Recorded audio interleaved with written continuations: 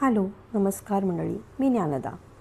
तर आज बऱ्याच दिवसांनी फिश खायची इच्छा झाली म्हणून मी आणि माझे हस्बंड गेलो पापलेट आणायला. पापलेट आणि सुरमई मिळाली. जरा मच्छी महागच होती आणि म्हटलं थोडा जवळा पण बनवूया तोंडी लावण्यासाठी. तर मग काय घेतली कढई, तेल गरम केलं, कांदा आणि टोमॅटो चांगला तेलामध्ये परतला. एका साईडला जवळा स्वच्छ असा धुवून घेतला.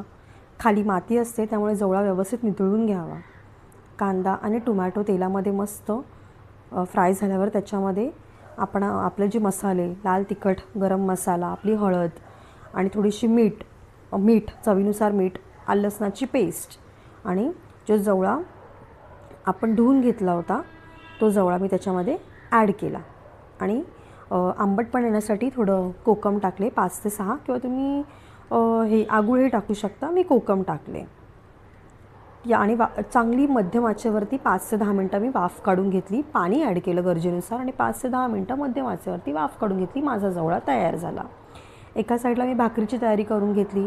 भाकरीचं पीठ मळलं होतं. मस्त गरम गरम 3 ते 4 भाकऱ्या मी थापल्या. त्याच्यानंतर कालवण करायचं होतं. मग कालवणाच्या वाटणाची तयारी मी सुरुवात केली. मग त्यासाठी कांदा, ओलं खोबरं, 5 ते 6 लसणाच्या पाकळ्या, धने, बडीशेप आणि थोडा आगूळ आणि मिरच्या घेतल्या मी, लाल मिरच्या. ते तिखट नाही आहेत, रंगाच्या मिरच्या. हे सगळं वाटण मी करून घेतलं. काय कांदा, ओलं खोबरं, धने, बडीशेप आणि लसणाच्या पाकळ्या आणि मिरच्या, हे सगळं वाटण मी एकत्र मस्त करून घेतलं. तेल टाकलं, तेल गरम झालं, हे वाटण सगळं त्याच्यात एकजीव केलं. नंतर चवीनुसार मीठ टाकलं, मसाला टाकला, लाल तिखट टाकलं आणि त्याच्यामध्ये तुम्ही हे पण टाकू शकता, कोकम असेल तर, किंवा आगूळ पण टाकू शकता. मी आगूळ टाकला थोडासा आणि मीठ टाकलं. चांगली उकळी आली माझ्या कालवणाला तेव्हा मी त्याच्यामध्ये जी आपली फिश आहे आपण अवेलेबल आहे ती फिश मी त्याच्यामध्ये टाकली. माझ्याकडे पापलेट होते आणि सुरमई पण होती. तर मी पापलेट होते ते मी त्याच्यामध्ये टाकले कालवणामध्ये. मस्त उकळी घेऊन गेली. गॅस बारीक केला, शिजून दिली.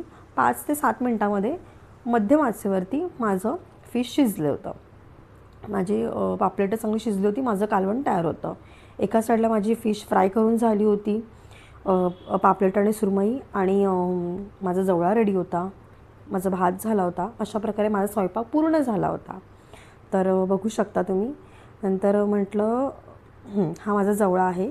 सगळं रेडी झालं होतं आणि मग आम्ही मस्त जेवायला बसलो. अशी गेली आमची दुपार.